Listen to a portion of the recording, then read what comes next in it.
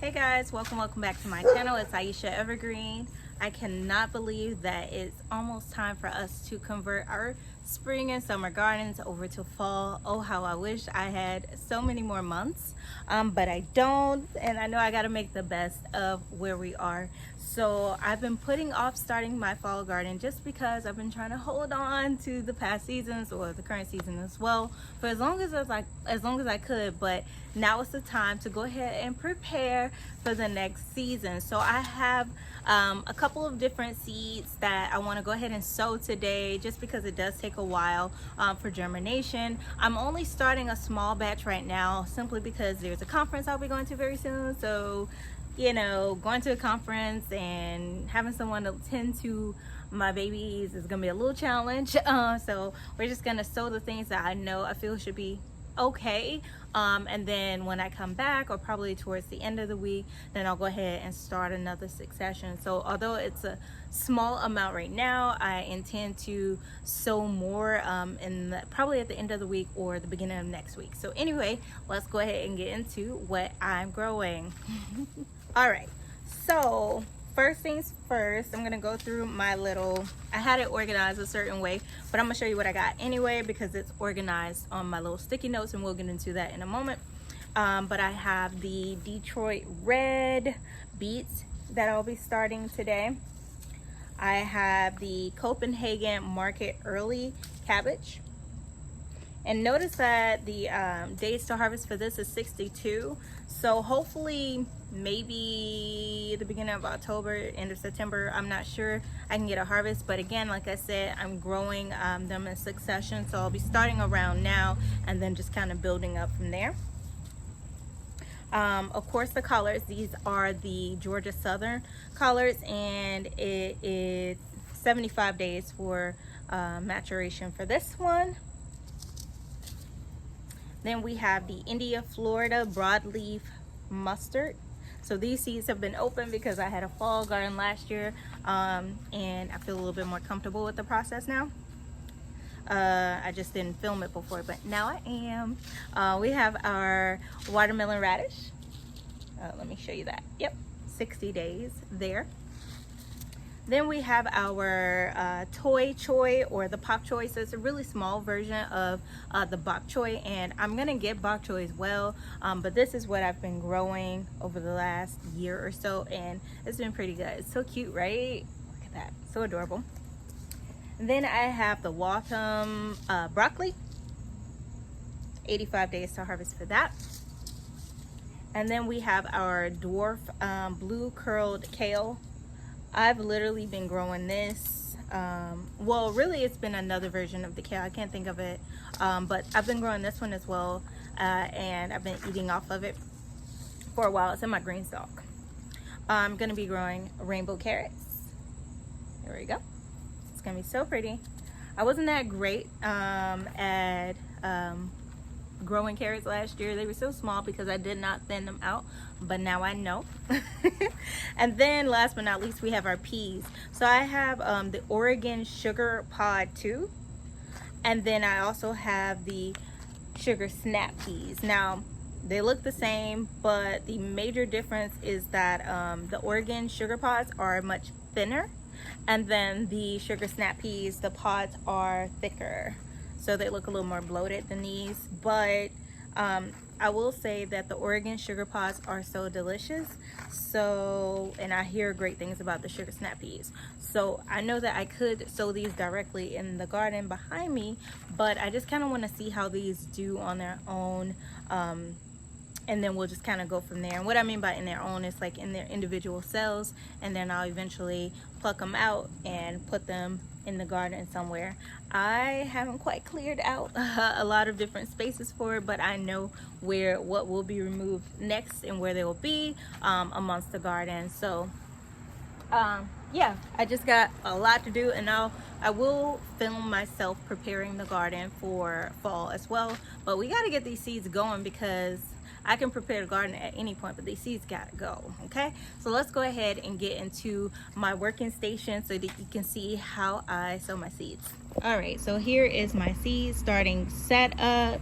Basically, I like to prep my sticky notes before I even get started. So basically, I like to just put what I'm going to grow on one single sticky note per grouping. So basically, I have my sugar snap peas for one group, and then my radish, pak choi, broccoli, and kale in another group, and then my mustard, southern Georgia, cabbage, and beets in another. So basically, I have 1, 2, 3, 4 growing mediums. And by the way, I'm using Miracle-Gro seed starting mix. So it's very light and airy. It doesn't necessarily have big chunks in it, but if I do see it, I just kind of move it, throw it out. But anywho, the bigger seeds are gonna go in this group here.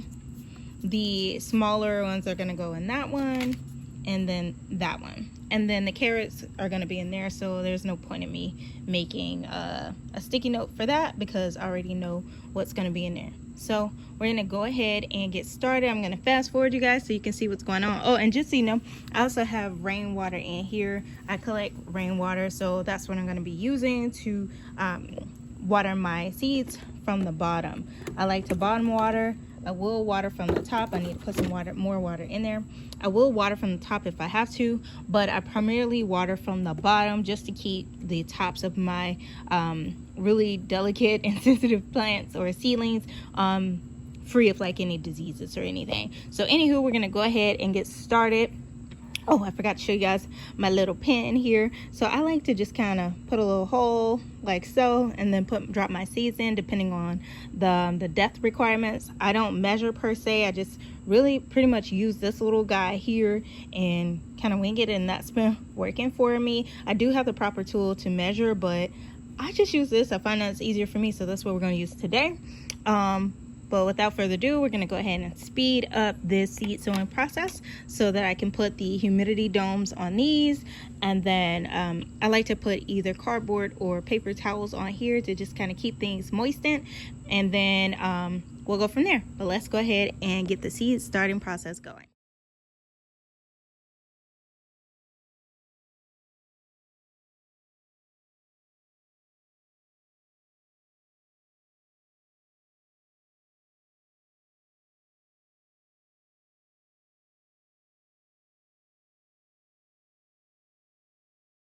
All right, y'all, thank y'all for bearing with me. We made it through the seed sowing process. I'm gonna go ahead and show you my finishing touches, and then we'll go from there. So basically, I have everything that you see identified on these sticky notes. I basically planted them in this order, so I won't forget how it is, because I know when I put the humidity domes on them, it goes in a certain order. So it kind of goes in order like this. So I have radish, bok choy, oh I'm sorry, let's do it this way. Radish, bok choy, broccoli, kale, mustard, cabbage, Georgia Southern greens, beets. And then we have our sugar snap peas down here, as well as the Oregon pod 2s. And then we have our carrots kind of scattered about. So I have a little cup of extra Miracle-Gro seed starting mix. So what I like to do is just kind of dust it across the top lightly, especially over my leafy greens, just because the seeds are so tiny. I'm gonna zoom in. You see that light brown thing there? That is a seed, so it's very small. So you don't want to put too much soil on the top, just because the seeds are already very, very small. So I'm just kind of dusting it across the tops here, very lightly. Okay, and this worked for me before. If you guys have suggestions, though, let me know. Greatly appreciate it. I've already pushed those peas in already, so it doesn't really need much, but that's what I have. And then here, I'm not exactly, I guess I could just kind of dust these, but I'll also be covering these up with a little piece of cardboard. A little ghetto, but it worked, and I have to keep these seeds nice and moist. So this is my little working station. I'm gonna go ahead and take my rainwater and just kind of lightly spritz these down just a little bit before I put my humidity domes on there. Oh, and I forgot to mention that this seed starting mix was already pre-moistened. I just kind of got that going before I started filming, but I'm just going over it a little bit since I added more of this mix to the top. All right, so that's that. And I'm gonna go ahead and show you how I would usually put the humidity dome on, kind of like so. And then I'll take my sticky and just kind of put it on the top, and then I kind of control it like this. So basically I allow some of the air to get through, whatever, because it's going to be hot. It's going to be in the 90s over the next few days, so I don't want it to get too hot in there. And then I'm going to put a humidity dome on this one and this one, and then again just cardboard on that. And then that's how I'm starting my first round of fall seed. My first round of fall seeds. I'm so excited. Okay guys, so now you have it. That's how I am beginning my first round of fall seeds.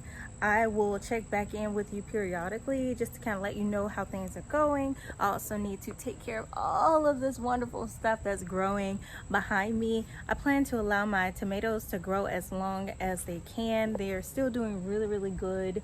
I came through and I harvested them not long ago before I started filming, so that's why you don't see many blushing behind me. Oh my god, these mosquitoes are so real. But yeah, so that's what we got. I want to also send a huge thank you to you guys, you new guys who just started following me. Thank you so much. And for you guys who's been rocking with me, thank you. We locked in. So thank you so much. If you haven't already, consider subscribing. If you like what you see and you want to follow my journey on gardening, I am a new gardener. I'm in zone 7B/8A-ish. But yes, I'm excited to grow with you guys. And if you aren't growing anything, try and grow something. Just drop one seed. It's actually easier to grow in the fall than it is in any other season because it's so chill, so relaxed, less pest pressure.